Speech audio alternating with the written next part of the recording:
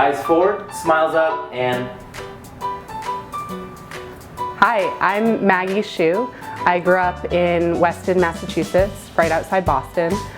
Spent most of my childhood in New England, between Massachusetts and New York, and very much enjoyed growing up there. Went to high school in New Hampshire, and what was interesting about high school was we actually used a method called the Harkness method, which was a very interesting method of learning where the students all learned from each other. And so the teacher just sat at a table and you were really expected to be a full participant in the class. It was almost like a Socratic style of teaching. So at an early age, learned how to ask the right questions and learn how to speak my voice. Went to college at Harvard and studied biology. Thought I would go into something like hospital administration, so I'd always been interested in business, but wanted to study something that really taught me how to think. And after college, I went to McKinsey & Company in New York, worked in consulting for a few years, and just really loved the fact that I could learn about different industries and take data and insights and help these companies that had some really, really complex challenges. While I was a consultant, I actually ended up traveling a lot. So stayed in a lot of hotels and thought to myself that every time I walked in a hotel, I was really interested in what that hotel experience was.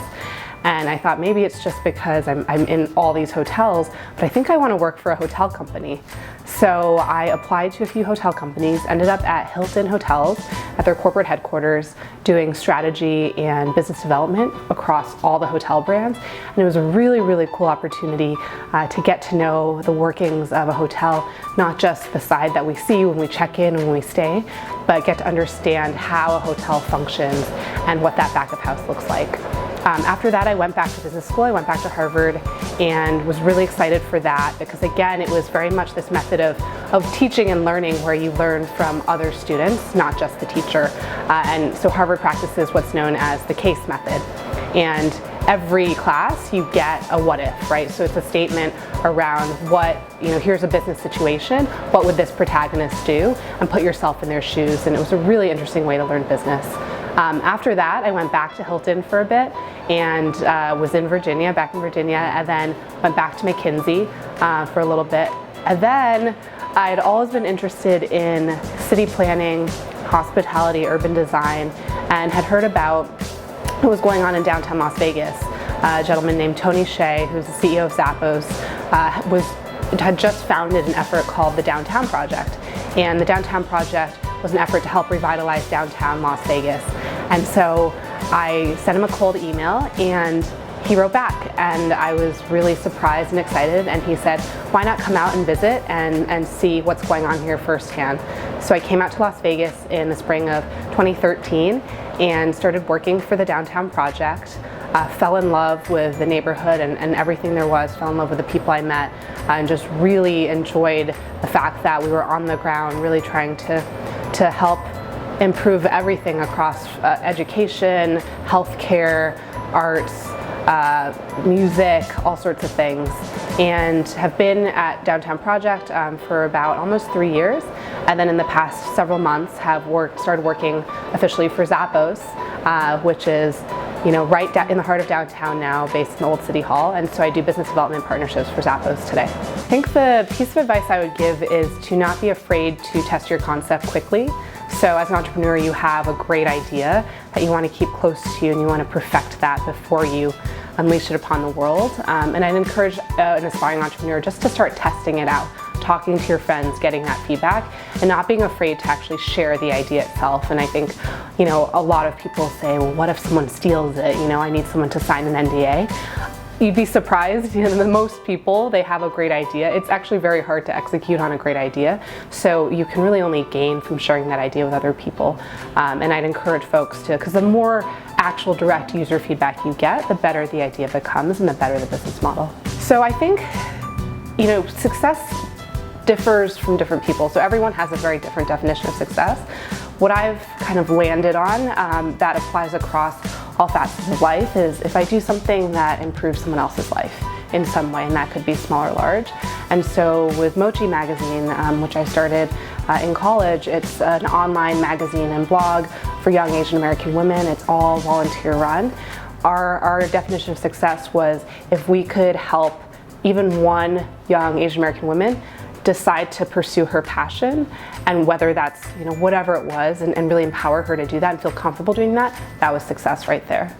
Lots of things make me happy, but I'd say sometimes when I feel the most content is after having a great conversation, a wonderful meal with some really close friends.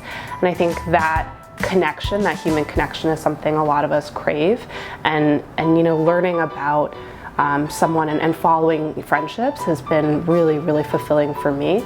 As I get older, I mean, happiness can definitely, you realize happiness isn't a destination, it's almost, something you have to constantly be working at. And so I think I often wanted what other people had, and I thought that would make me happy.